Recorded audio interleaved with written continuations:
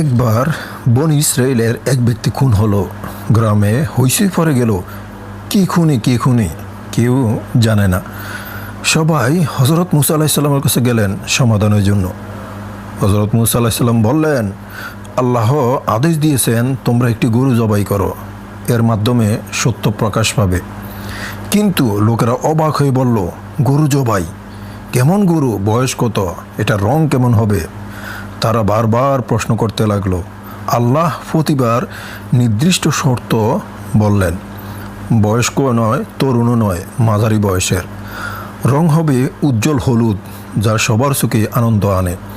কখনো কাজ ব্যবহার হয়নি, সুস্থ এবং দুষ্মুক্ত হতে হবে।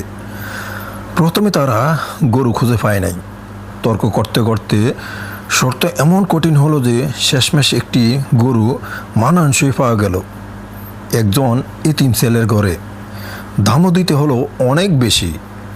অবশেষে গরুটি জবাই করা হলো। হজরত মুসা আলাইসাল্লামের নির্দেশে গরুর মাংসের একটা টুকরা দিয়ে ওই মরদেহর আঘাত করলো। অলৌকিকভাবে মৃত ব্যক্তি জীবিত হয়ে স্পষ্টভাবে খুনির নাম বলে দিলেন। সবাই বিস্মিত হলো। তারা বুঝলো আল্লাহর আদেশ মেনে চললে রহমত আসে, কিন্তু অযথা তর্ক করলে কষ্ট বাড়ে।